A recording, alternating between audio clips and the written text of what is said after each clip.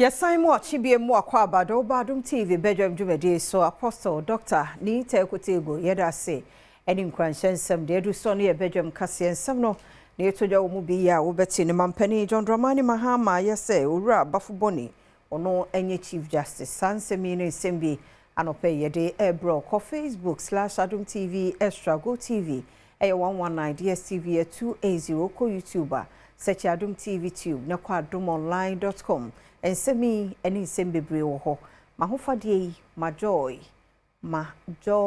Trish on wadaro ma ko Facebook ni Instagram ko penta de fefe bi ehye mididi afia amankwa tamaklo afia ni de mientie se den sem ni chemu etie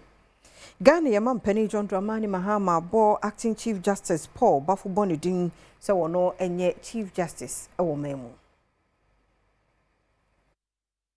Omampenyi John Dramani Mahama eni regional article 144 clause 1 so no ewo Ghana 1992 constitution ma wode his lordship Justice Paul Bafuboni edin Akwakoma Council of State for say wonomo embobo hu enhwe so wetumi ageno atomu say Ghana otemwafo epenyene a Justice Bafuboni eka no ho asemi eba no emremu a wabo bepa ene say wo hyase se otemwafo edifree high court efri hodo kopimu ewo court of appeal and primprin wo Supreme Court say justice anase utimwafo ewo honomo se bana se najuma mudia Justice Bafuboni aboa pa hwese Ghana yamamre betumi edi juma na afin so perepere ye etumi edi hene ewo akwani senyina emu ewo oprobosomene to so edunumienu afempenu ne edunumimu a enomampanyi ebo Justice Bafuboni se womna meye acting Chief Justice wabra wo hye se Justice Gertrude Tokonu onfa najuma entwentwen so kosise kodwa hudu bia wonomo ede abebono obeyemu hwehwemu ede ewie Justice Bafuboni eka ne wasemi yewo no December bosomene de to so edunu ensia wafia pem ahankono edunumu ensia no emu wo hye suku ase ewo goso a obi edukupimu ewo konongo Dumase Secondary School a hono okonya ne ordinary NFA advanced level certificate ofiri ho kupimu ewo University of Ghana Law School a echiri okupimu ewo Ghana Law School enso ekowie na disua ewo honomo ewa afia pem ahankono eduwotwe miensanimu ena yefre no edene beka ba no eho yehwese ena kakra edi enimu no Council of State for enso ebetu mampanyi efo ewo gina opese wosi na afi wonomo agituma wadane no ede ama Ghana mrahye fie na wonomo nso atoto na no na afi waje no ede atomo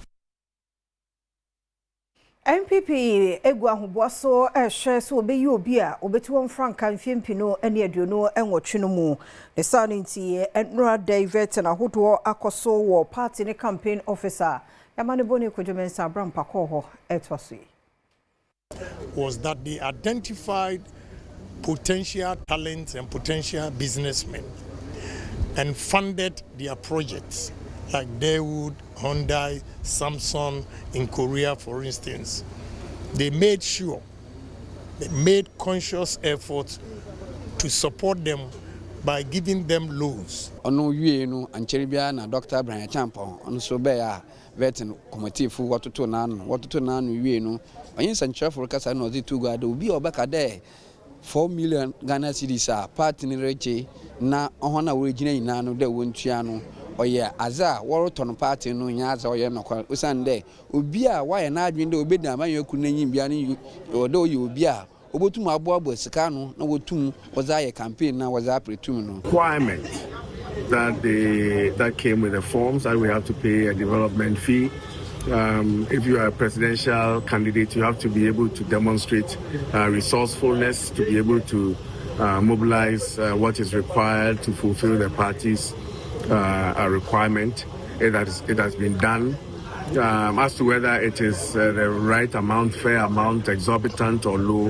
that is up to the party people and the party leadership to decide. Wasansem hwa numuno mampeni abedi achire dada ye Dr. Mahmoud Bawumia so akopie mu a wo gidie pa se ne wo ka yenti wo yenkunimdifo na committee no so eje ne nsama hodo no edisa no hu no nti wo wie ye no ne nsantwefo ekasai. Take this opportunity to thank all of you for being here as you know, I have just been in front of our vetting committee, and we have had very fruitful discussions. They've asked many questions, and I have answered those questions. So I'm very satisfied with my vetting, and I pray that everything is okay.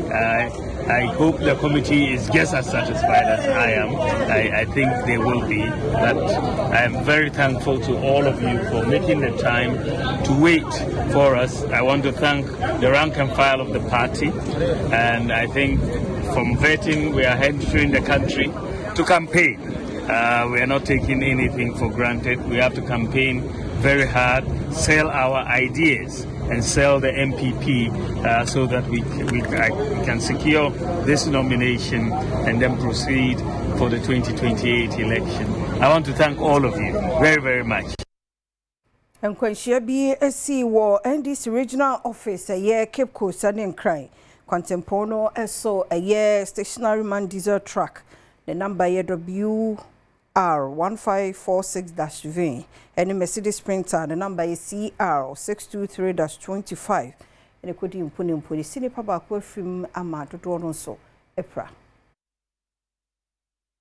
Enkwenhia esi ewo enkran Cape Coast Contempono so nam so ama ene anapa wabra na simeduasa abo ede apano num ho Ghana National Fire Service Rescue Team for ekopimu ewo be ewo no a ohwe se wo manfo wo ho aka obetumi abo na waje wo no mo enkwa enkwenhia yi esi wo ahyemienu ntema na baako eye stationary man diesel truck and registration number eye WR1546-V and afi Mercedes Sprinter bus and registration number ACR623-25 ano no wajireni echiremu ewo Cape Coast empotemu honomo ebra dumjojo mekufu kupimu ewo biaye ho ohunu se enipa miensa na wonomo aka ehyen yi mu a ebra woyi wonomu nyina epie no na wo mu ba akode wayo nyankopon edia wenam so ama nipa dum wotwe na waka ho wonomu nyina nya prekromo den wo free National Ambulance Service for ma wo bepimu honomo a wasesa wonomu nyina de kopimu ewo Cape Coast Teaching Hospital a woje ayarhwe ewo honomo ewo bia na niti ansemi bi nsemo to adom kasema no boni enim ne se man diesel truck ya wono so ne ho kan wo enkonhyemu na yade se wapake ewo ekwan no baby esanse na wanya ohaw kakra mechanic fu ejina ho ehwe SCC ediama no ena Mercedes Sprinter bus yi eye overtaking wodi ebenu ne die no emu Yemongra yensa foforo mu na abatan ni awofo ani abresa krodom na womakopie mu wonat hall ni nyina no ye resolution center ema placement no womma bepem sabre wonya suku na asante an won ato eni mu ha woni adom kase ato so epa bani cho yenim say ye ma no ma anya de ba me ba no nya 20 at least onya bibi mfa ho na ye ma ni day school aje kotoku oh jene nti Badwam kra me nto ne ntwene so nkoton jene yesra ban ya ye papa no no on hwe na nkola ne nya school papa mfa man onko board no nko sua de mfa man ye pa ne cho o se ye yi B school and C school so grade onya na ka nya A so anka ye pe onya 18 so corporate wa ha ye nya ba ne hwe if kwado mo se ye ntrongu eche ne FM mom na se ye be ko se be de ye nim ma ya ba ye keyword da honum nipa no ye pushi bi ni emie bi oh sister enye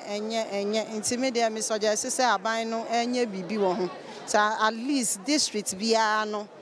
say anka placements for no be ko ho na anka o my ye amaya anka be me de because me ba no ya tro the school na ye hia na o ma je ato o mo say Friday nti ye gusu atwen say Friday na de o mo kan no kura no mo de be man NPP amanyoko mabunu bi na wonomo aye yechira de din ede yensura hunahuna na ni nyina wo hunu se aban ede aban nyuma ni bi ehunahuna kane aban adwumayefo no na deputy chief of staff wo mampani abedi akire atenaye Dr. Alex Sebefia wono energy wonomo enkrata free NPP youth organizer Salam Mustafa ehwa watchere se wonsam no aban no ebeti Baby Amijine a Jubilee House, New Patriotic Party, one more youth wing, and a day one more a day protest from Con and a shisha so one more a share yet tuntum and a cocoa, a de kojam bobo, one more maso, and a woman and sa ekita placard na de wɔn atro ɛwɔ so ne sɛ IGP wɔnyɛ ahweye pa ɛwɔ n'adwuma a ɔyɛ no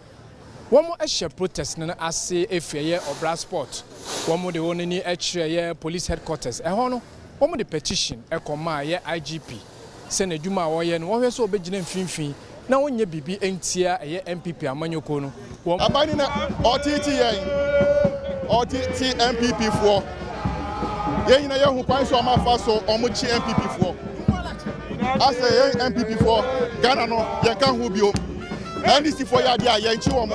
a youth wing no mrantie ne maba no ɛna demonstration so catch IGP sɛ ɔntena se yie na ɔma n'ani nkɔ adwuma ɔyɛ no sɛ ne bɛyɛ a sɛ yɛ apply mmara na yɛ apply no uniformly mo efio na ɔmo de ɔmo ni ɛkyɛ Jubilee House ahanso no ɔmo de petition ɛbrɛ yɛ presidency ɛyɛ Dr. Alex Segbefia ɔno ɛwɔ office ɛma ɛyɛ vice president ɔno ɛna gye ɛyɛ nkrata wɔn ekruchi yɛ no onipa a wɔde nkrata no ɛma no ɛyɛ national organizer ɛma NPP amanyoko no Salam Mustafa wɔde tutwa sɛ sɛnɛ nneɛma ɛkɔ a aposifo yoko echichi eye NPP womo amanyoko no manfo no enya de etwa kwan mu kura.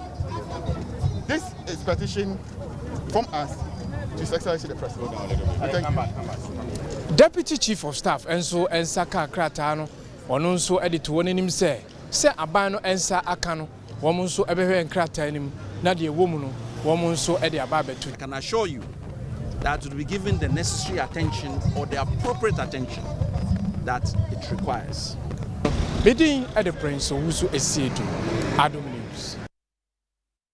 Tewu TUC Penform Gusua Jinemu one more strike now. Nina no ye condition of service no enkoye nti wom de ato members enim se wonko so antena fie gusi se won sem na ban ebete. So after we declared our strike, NLC was contacted by the media and they said they have written to us. But brothers and sisters gathered here, as we speak, we haven't received any communique from NLC. So this means that NLC itself is tired. They are tired of our issue and they are, let me say, frustrated because we have appeared severally before them. And so we know that we have followed the rules, and maybe in Ghana this is the first legal strike that has happened. Maminyina no sona Adom TV Badwam kase na ha na bema kwan na no pɛ ye de asie omre ene wada agenti yeda